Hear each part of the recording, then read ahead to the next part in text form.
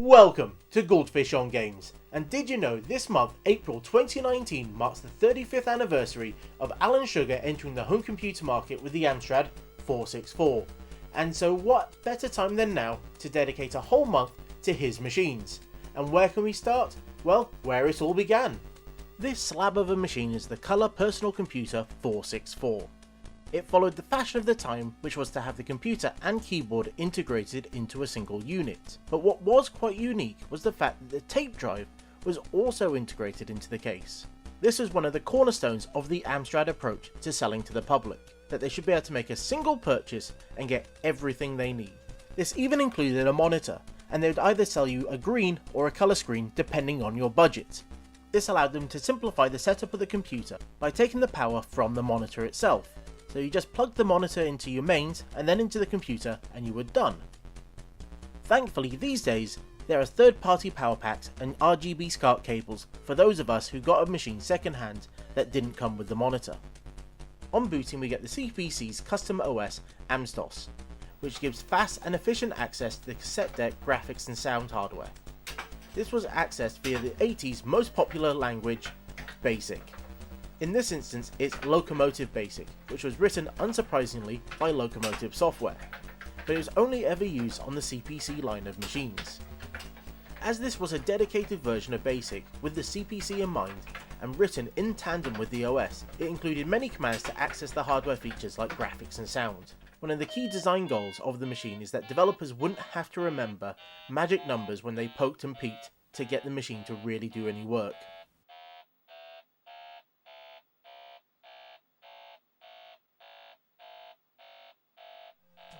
When you wanted to load a game, you just put the tape in the drive and hit the play button. You'll notice that the system won't start to read the tape until you type in the right command in BASIC, which is run. Having the drive built into the machine meant that they had far more control over its operation than what they would have got if it was just a simple headphone jack.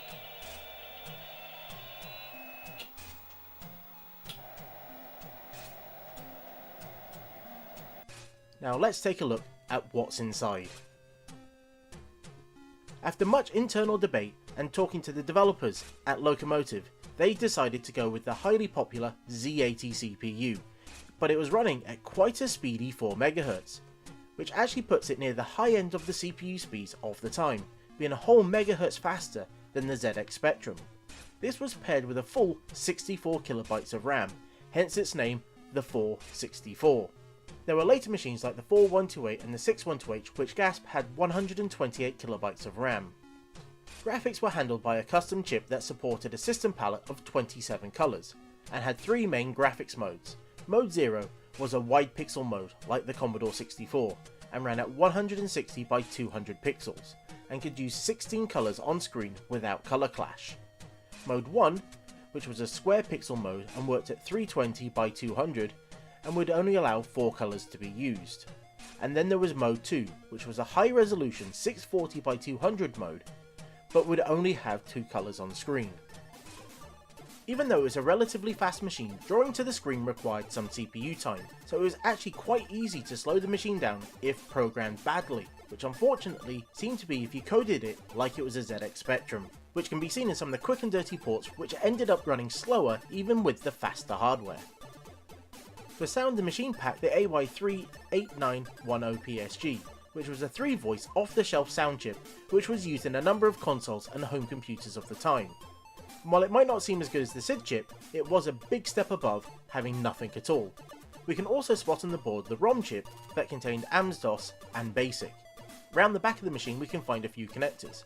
We have the power and monitor ports right next to each other, and on later machines we also had a headphone jack for those who didn't want to use the built-in speaker. In addition, there was a single joystick port that used the standard 9-pin connector, but was actually wired differently to the Atari standard. There are converters that allow you to use an Atari joystick on this machine, but a number of joysticks actually came with 2 plugs. Typically the black one was the Atari standard and the grey was Amstrad. This would also be the same layout that Amstrad would later use on the Spectrum Plus 2 and 3 models when they started to produce them. It's important not to mix these up, as the 5V line comes in on a different pin, so it's possible it could cause some issues. As was typical for the time, the machine featured a custom parallel port for printers. Next to that we can find the floppy disk connector, which unsurprisingly can be used to connect a floppy drive, but only if you use an interface adapter such as the DDI1. But this connector could also be used for a lot more, due to how the OS was designed, which allowed it to load software via ROM packs, or even allow external devices to take over the machine. And for the modern user, you can get an SD card based solution like the DDI3, which I've been very tempted to get. In what would become a common occurrence with Amstrad computers, the case was designed before the motherboard, so the board had to be designed to fit the case and the slots that were already there, and this explains why the holes for the connectors are so much larger than the connectors themselves. As Amstrad jumped into the home computer market quite late, they had some ground to make up if they wanted to get developers and gamers on board. To help them in this task, they formed Amsoft, a group that would not only make and publish games for the machine, but also produce a monthly magazine called Amstrad Computer User to drum up interest. To this end they had a single goal: get as much software ready for launch and keep a steady rate of games coming out, which inevitably led to the quality of the games being very mixed, and when compounded with the fact that their game prices tended to be quite higher, it didn't give Amsoft a particularly great name. But in the end it achieved its goal, as there was now a decent market for games and software due to the healthy number of CPCs sold, which allowed developers like Ocean and Elite to work on games for it, and republishers like Rebound to keep the games coming. Unfortunately, the machine suffered massively from quick ZX Spectrum ports, to the extent they even looked like ZX Spectrum games just without the colour clash. This was mostly due to the fact that at best it was third in the pecking order of the home computer ports, behind the Spectrum and the C64, which gave the machine a bit of a negative image at times, as why would you spend the extra money for this when you could get the cheaper ZX Spectrum and have games that looked identical and played quicker. But thankfully there were a few games that showed what the machine could do, and here are a few of them. Let's start off with something impressive, a game that's called... Thank you, I could have said that. A game that is as playable as it is nice to look at. Your mission is to travel around the maze looking for various computer terminals, which will give you a letter. I've not quite worked out what the letters are for yet, I've not got far enough. But on the way you'll be hounded by many bad guys, with a huge number of them on screen at once, like a ridiculous number. But thankfully you have a flamethrower, which you'll have to recharge as you go, because it doesn't last very long. And the icing on the cake is the fact it'll give you little insults if you fail to complete the game.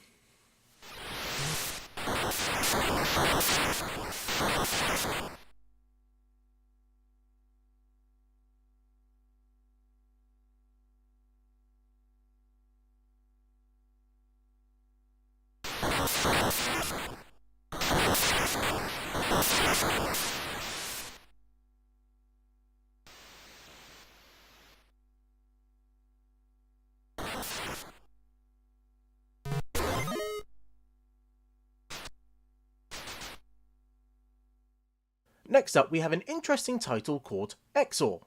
You play as these two shields and you have to traverse a maze to find all the masks of Exor. Doing so will open the exit so you can continue to the next level. But you only have 2,000 moves to collect all the masks, and those will vanish very quickly.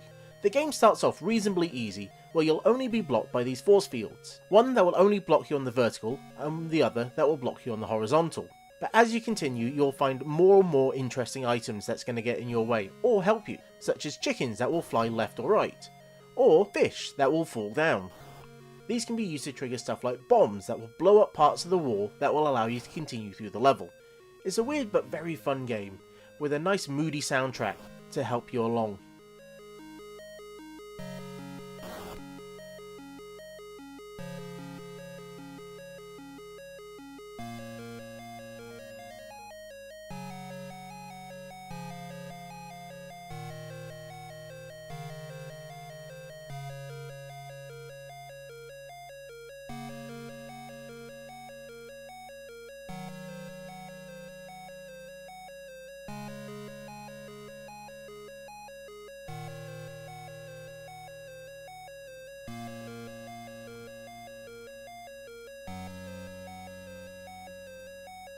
And what we have now is Exelon, one of the games that tended to get picked to show off the Spectrum, but as we can see, it's quite the looker on the CPC as well. Sure, it has its odd moments of slowdown here and there when there's a lot on screen, but for the most part it moves at a pretty decent pace.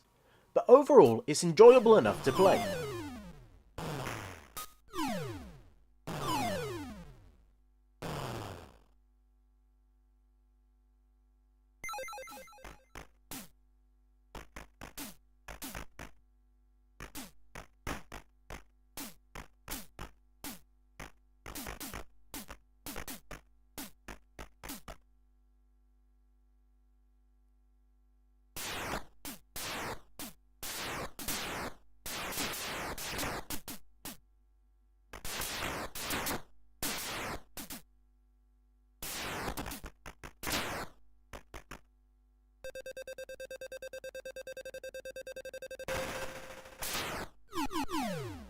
And what we have now is one of those games that always gets brought up when you're looking at Amstrad games, and that's Chase HQ. And it's not all that difficult to see why. It looks good, it moves at a decent pace, and it's fun to play. Plus, it has a rarity, digitized speech. Hold on, man. At its core, it's a pretty faithful 8-bit rendition of Chase HQ, though I will say that engine sound is really bloody annoying.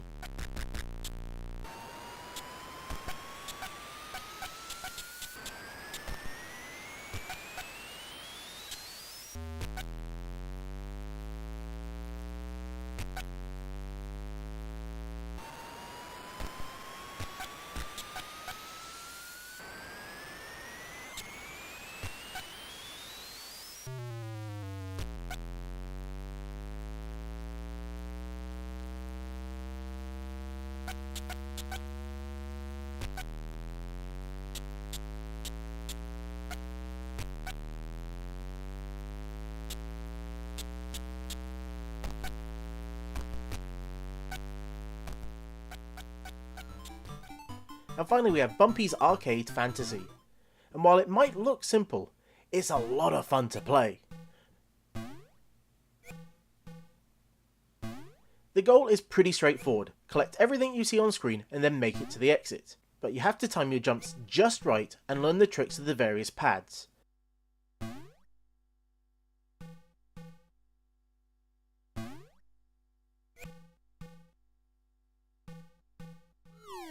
This is definitely one I'm going to return to again, as while it's tricky, it is good fun.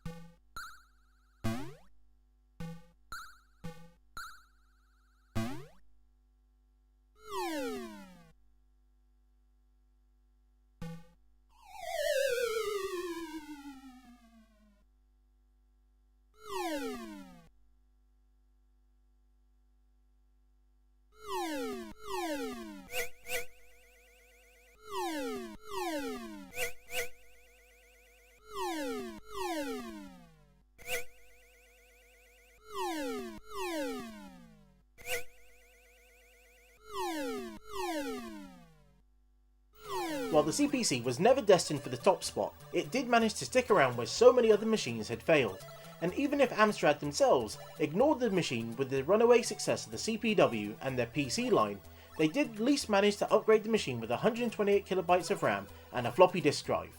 But when they did remember the machine, they produced the Plus series, which is a story for another time. And until next time, I've been the Goldfish, that was Amstrad's first computer, and this was Goldfish on Games. Goodbye.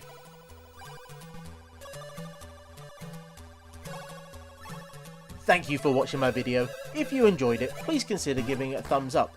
And if you really enjoyed it, then you could try subscribing, as I put out a video every week. And if you want to see other videos that I've done, there should be links on screen right now.